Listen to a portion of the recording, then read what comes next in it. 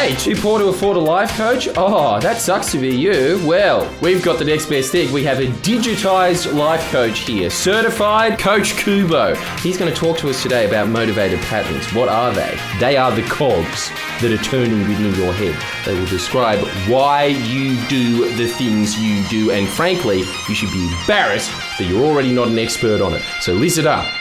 Hello, this is Jody. Jody has been a life coach and in professional team building and management for over 30 years. So he has some lessons for us to, I'm assuming, like that's a long time. You probably learned one or two things. One or two. Well, this is going to be a light content video then, but still, we'll go through that. And it's amazing though, because like we are very happy to have you here, because life coach has been an ever elusive project of mine personally, but also I think with a bunch of people on this channel. Everybody knows that it's a good idea, but as you said before, there is a wide variety of life coaches. Not all of them are good, and it's one of those things that's hard to plunge into. How did you plunge into it though? Like, so your previous life of development in leadership development, that was just a natural transition into what you've got now, right? Yes. Yeah. So the same lessons that you had there and you've moved into. Yeah, so I worked in Japan for like 25 years and doing, actually I was in a Christian ministry and working with teams, and I've always appreciated the coaching style. I grew up playing sport as a kid. I always had coaches. Most of them were bad, okay, but I had one outstanding coach. He was really awesome. But anyway, I always tried to help my team leaders and people that were under me with an empowering style. But there was one incident, you asked how did I get kind of thrown into it, where Japanese are very hesitant leaders, they're very reluctant leaders. And I had one person I was training, and he just would not make decisions. Because in Japan, you always defer to the older person or the more experienced person, and so I was older and more experienced. And so when a decision needed to be made, he would just like, well, Jody, what do you think? And I'm like, well, no. What do you think? And it would kind of go back and forth. It would just drove me nuts, right? Make a decision. But actually, I got some outside help. I knew this psychologist, and I said, what do you do? Because Japanese are so hesitant to lead. And he said, Jody, do this. He said, just say this one phrase, it's a magic phrase. And it's like, he said, say, どうしようかな? And that means, what should we do? And I said, what are you talking about? He said, just say that and wait. And I'm like, what are you talking about? He said, just try it. So I did. We needed to make a decision. I wanted this guy to make a decision, so I just said, in Japanese, well, what do you think we should do? And I waited a long time. It was painful. But eventually he said, well, I guess we could do this. And I'm like, great idea, let's run with it. And over time he learned. I wasn't gonna step in. But I saw, then he grew. And I saw the power of real power of empowerment, especially for a culture that is very much lacking in initiative as far as leadership. And I've seen many Japanese become really good leaders. And that just got me on the roll towards more coaching in a more professional way. Why did Doshio Kana work? Because he was he was just waiting for me to jump in. Because normally, if there's long enough pause, the person will just get frustrated. Okay, let's do this. Right, and take over. Is that what's happening? So he was waiting for me to be to come to the end of my patience and to rescue him. So the key was the question, what should we do? And then not jumping in. Incredible. It forced him to say something. And you're basically saying that a big component of life coaching is pretty much just asking that in English. Waiting for somebody to fill in the blanks while you kind of guide them through it. Yeah, very basically. I mean, it goes more than just asking, what should we do? But like what you were describing before, and that I think we'll make that a Patreon exclusive, just in case you want to sign up for it. Mm-hmm. But you were talking about being a life coach. You have the impression, if you haven't done it before, that the life coach is just going to be guiding you to these things. But basically, you're kind of training someone to guide themselves. Exactly. So I make it very clear, if people are inquiring, that I don't give advice. I'm not a counselor. I'm not a therapist. I don't give advice. It's about me walking with you, partnering with you, asking questions, listening as deeply as possible so that I can ask the most insightful questions to bring out what it is that you really want.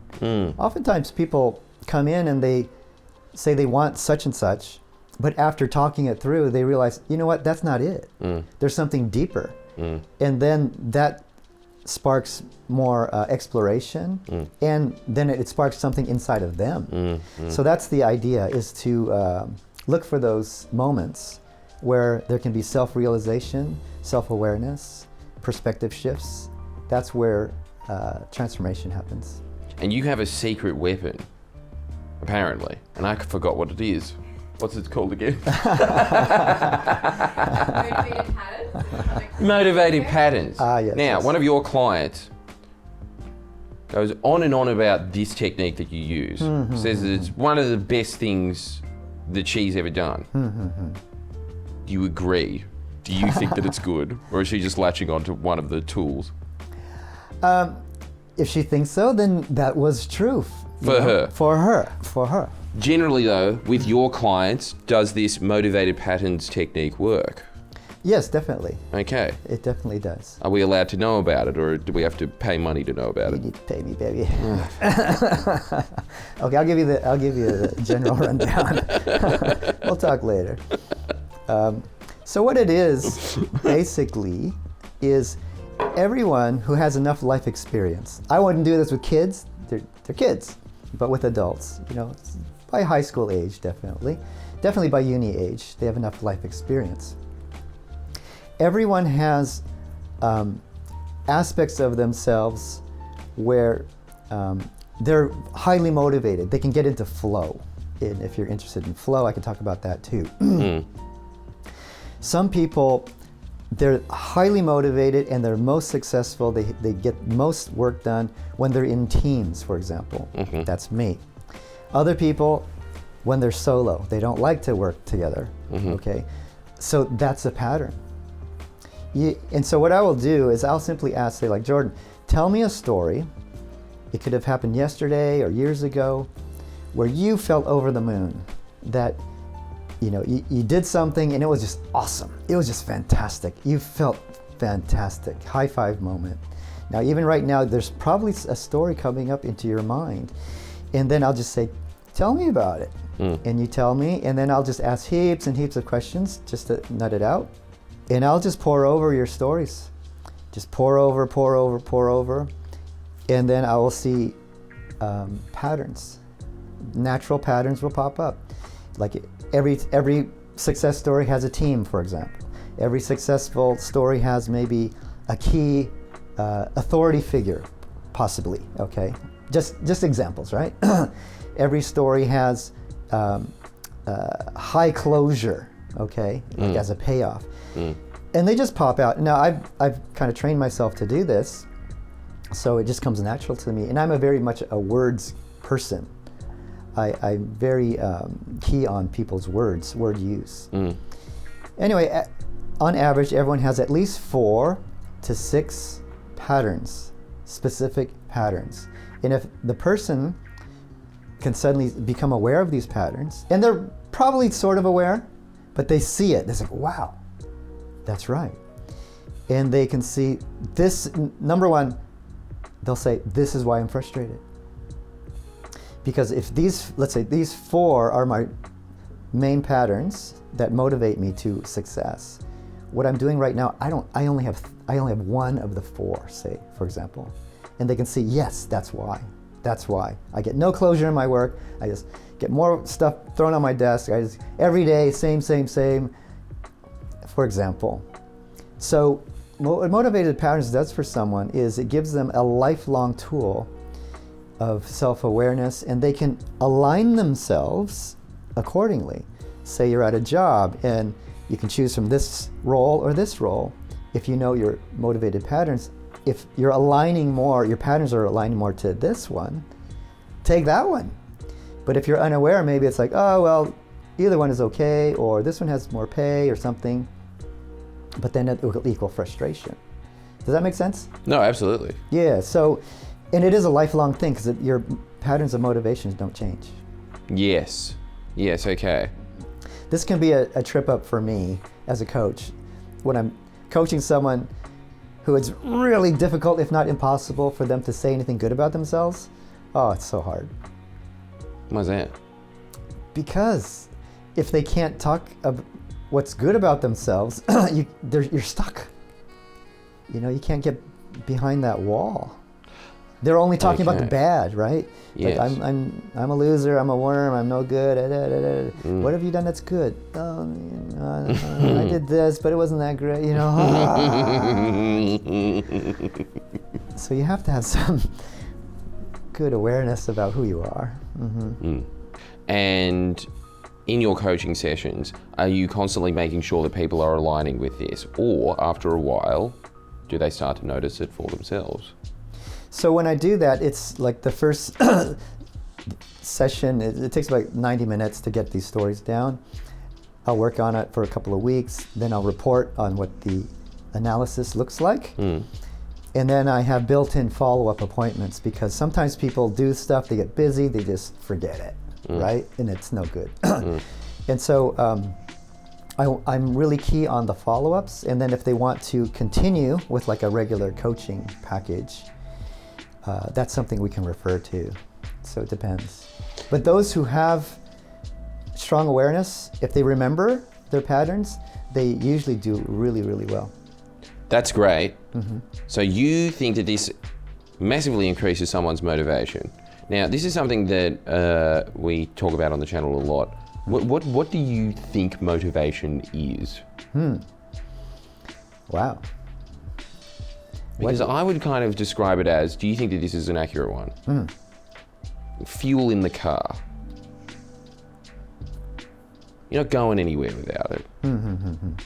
So it's basically just trying to find yourself like a more high-octane fuel. It's kind of like the best analogy that I try and use for it. To give someone like sort of an idea of what it is. Because I feel like in self-help a lot of the time, there's a bunch of words that are used constantly, and people kind of have like a vague concept of it. Yeah. But what do you think it is?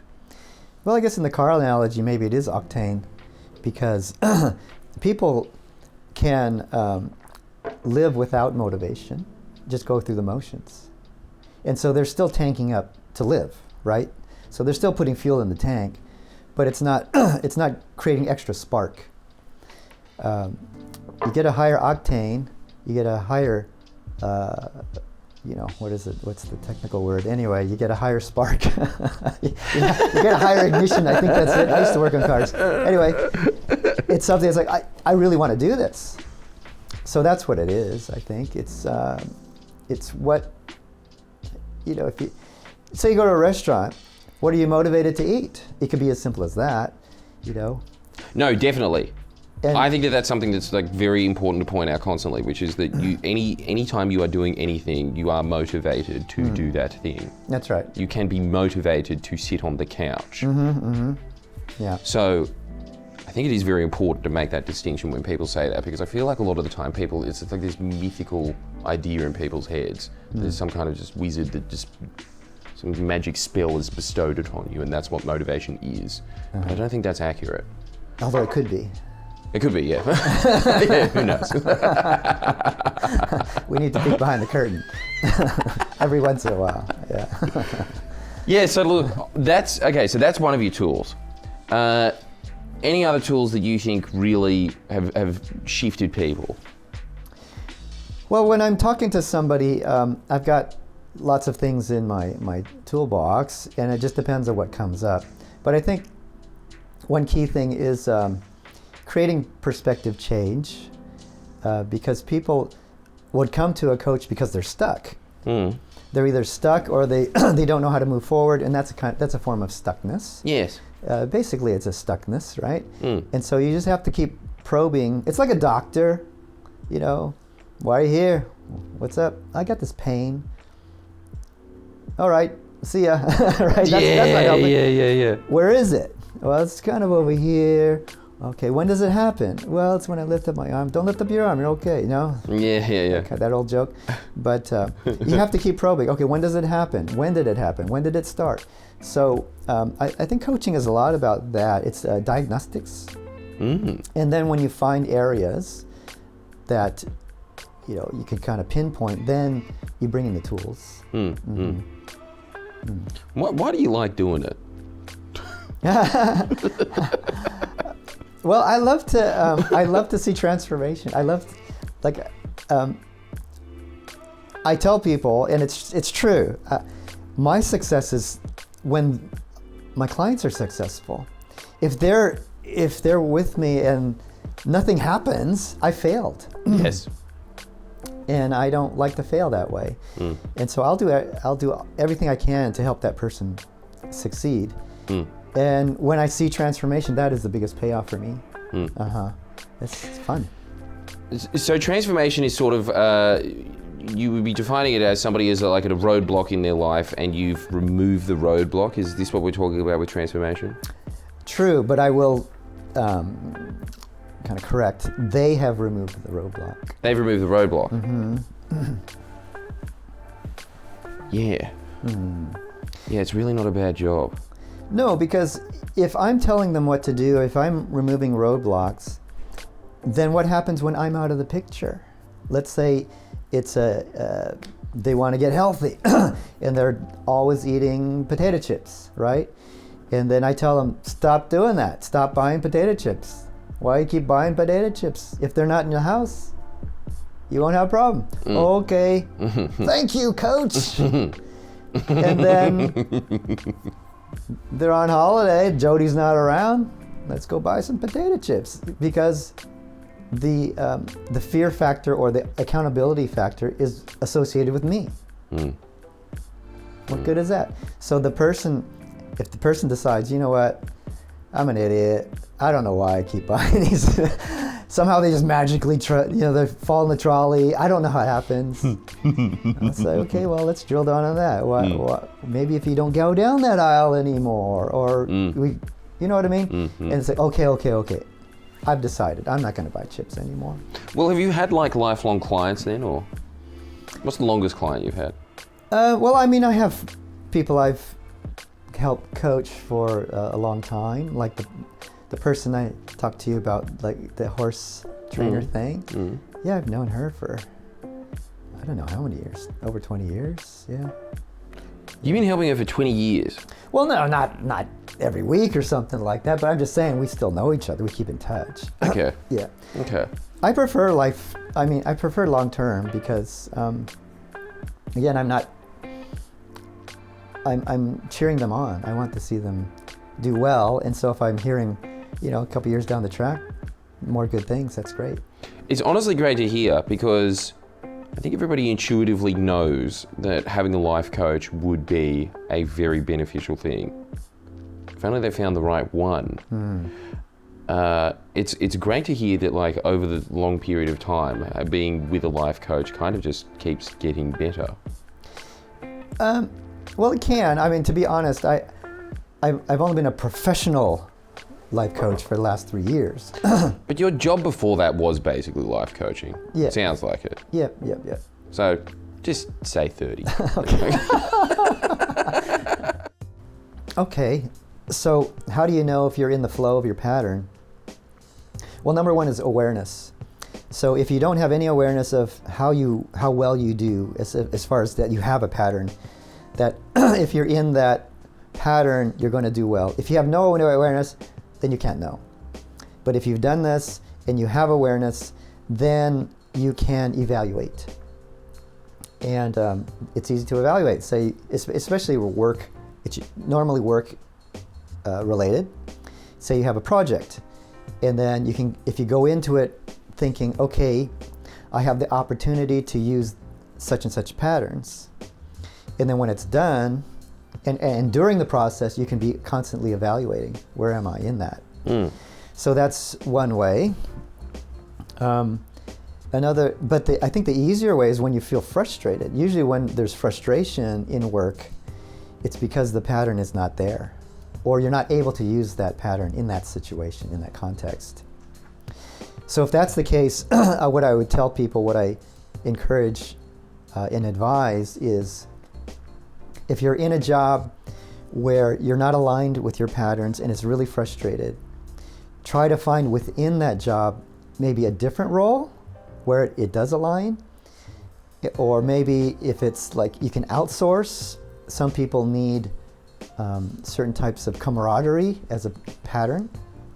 If that's not happening in your work, can you find it somewhere else? You can supplement. Yes. Before it's like, I'm done, but that could be the last option, is just say, I tried everything, it's not working. I think I need to find a new place. What about people that it's not frustration that's demotivating them, it's distraction, I suppose. What about that type of person? Do you think that this motivating pattern thing works for them? Because I do find a lot of the time, say with like a particular musician that I'm thinking about, they do like music. They spend a lot of time going to parties and watching movies. Well, so how does that work for that? Yeah.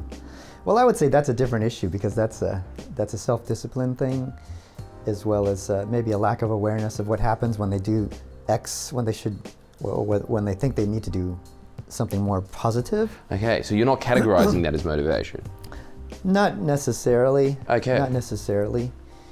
But if you're working in your patterns, there's a higher chance of moving into flow, and flow is very that's a dopamine type of situation. It just feels good when you're in flow, and that's what aligning your patterns does for you. It puts you more in a position to be in flow.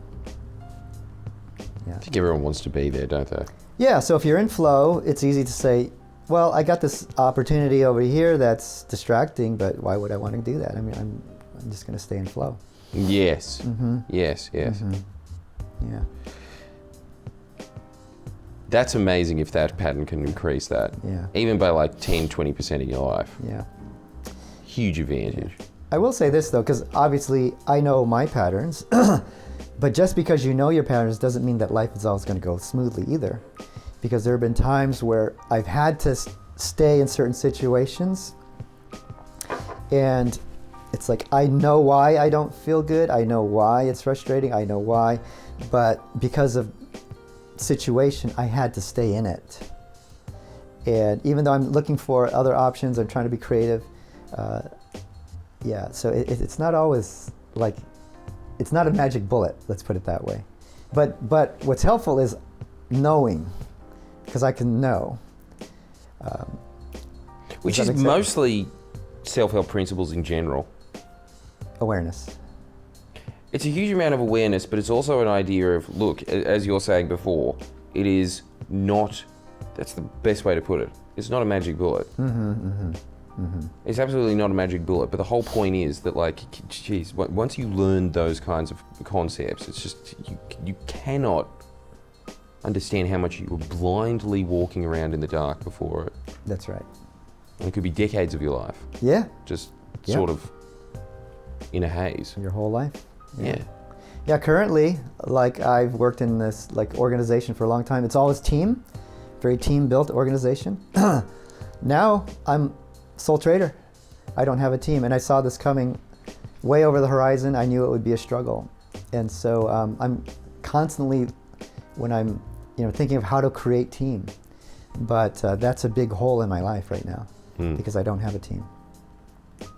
So again, I have knowledge, I have awareness, but it's not a magic bullet. It's not. No, there's nothing you can do about that at this point. No, of course not.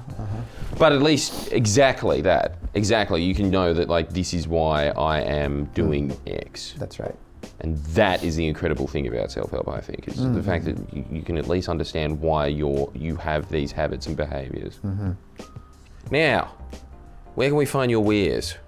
For those who want to get in touch or learn more about what I do as a life coach, you can look at the links below. You'll see my websites as well as getting in contact through Facebook or Instagram. So hope to chat with you later.